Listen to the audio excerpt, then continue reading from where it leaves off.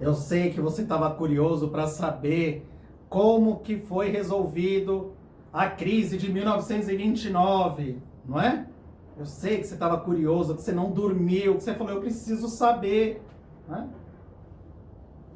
Só que não. Bem, gente, olha só.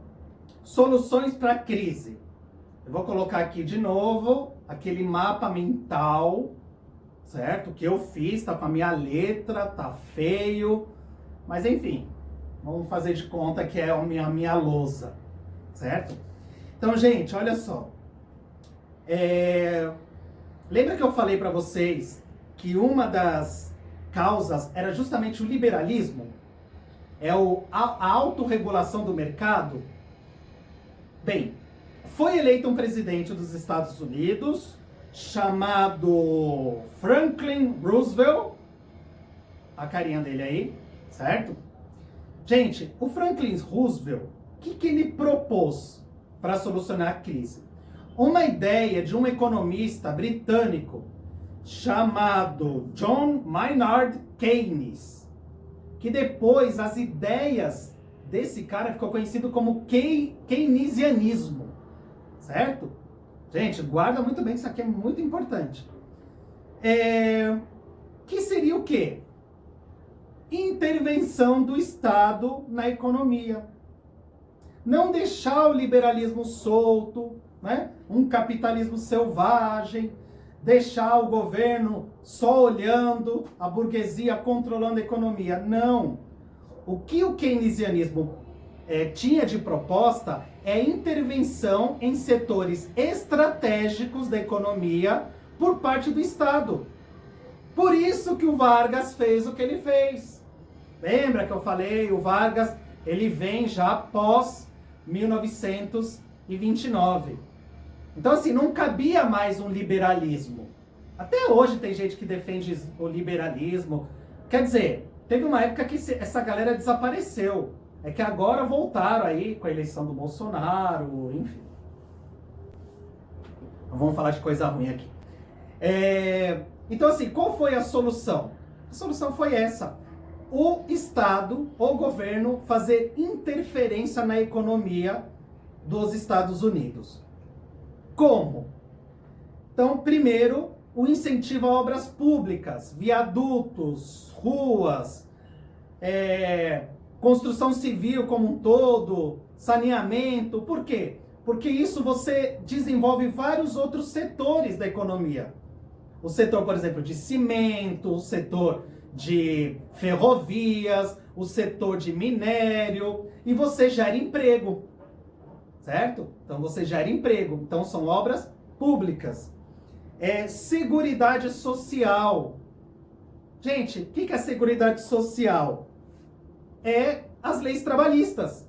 Criação de salário mínimo, de seguro-desemprego. Gente, como que um país pode sair de uma crise? Estimulando e dando condições para que a sua população compre os produtos que eles estão fazendo. Inclusive o próprio governo, lembra que eu falei que o Vargas, ele comprou uma parte do café e depois ele queimou? Os Estados Unidos também fez isso. Muitos produtos, os Estados Unidos, principalmente produtos agrícolas, produtos do campo, que foram super produzidos, os Estados Unidos comprou e depois queimou. Então precisava ter um estímulo para que a sua própria população consumisse. Como que ela vai consumir se ela está sendo mandada embora? Porque as empresas estão falindo. Como que ela vai consumir se ela não tem salário?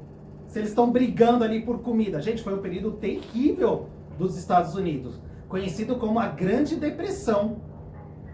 O Estado fez essa segurança social, pedindo para as empresas, obrigando as empresas a criar um salário mínimo e condições para que a população tivesse uma renda.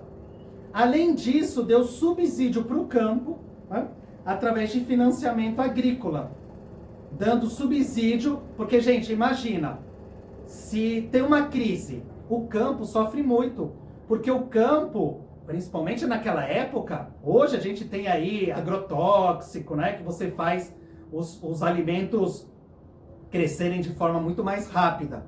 Agora, o campo, ele funciona por estações. Existe a estação de que os trabalhadores só têm que esperar, né, o momento de colher.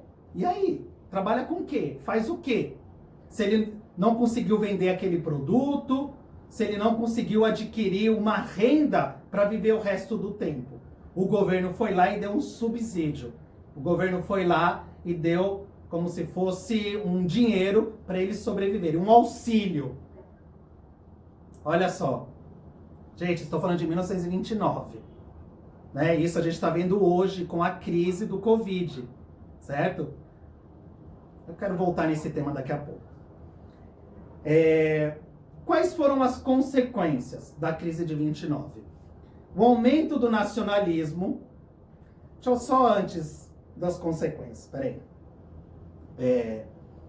Só fazer uma diferenciação. Pessoal, o que o keynesianismo propunha não é socialismo. Socialismo é transformar as empresas, os bancos, em algo do Estado. É estatização.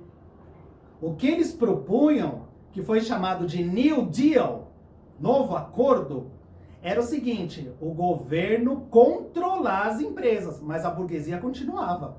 O governo só controla através de agências de controle, certo? De empresas do governo que controlavam. Mas não é transformar isso do governo, tá? Então tem uma diferença. Por isso que muita gente, quando acha que qualquer controle do governo é socialismo, errado. Não é isso. Né? A proposta do novo acordo é uma proposta de bem-estar social. Depois foi adotado em muitos países da Europa. Até hoje a Europa vive muito nesse sistema. É um liberalismo controlado, vamos dizer assim. Quando tentaram o neoliberalismo, deu ruim também. Certo? Em 2008 teve uma outra crise do capitalismo. Outra coisa que é interessante nessa época é a época dos mafiosos. Já viram filme de máfia, mafioso Al Capone? Por que tinha uma máfia? Porque existia o tráfico de bebida alcoólica. Porque durante a Grande Depressão se proibiu o consumo de bebida alcoólica. Porque como as pessoas estavam em crise, estavam mal, era necessário que quem conseguir emprego fosse um bom trabalhador. Então proibiram a bebida alcoólica, que é sempre um escape, uma fuga para quem está passando por problemas. E aí, lógico, quando você proíbe, tem sempre o tráfico. E aí o tráfico gerou uma máfia, né? O principal nome é o Al Capone, certo? Mafioso. Bem, gente, consequências da crise. O nacionalismo, certo? Então você vê do mesmo jeito o Vargas aqui, essa coisa, brasileiros, trabalhadores. Na Europa isso vai ser muito forte, é isso que vai despertar o nazismo e o fascismo, dizendo que nós precisamos proteger o nosso país contra os estrangeiros. Olha o problema.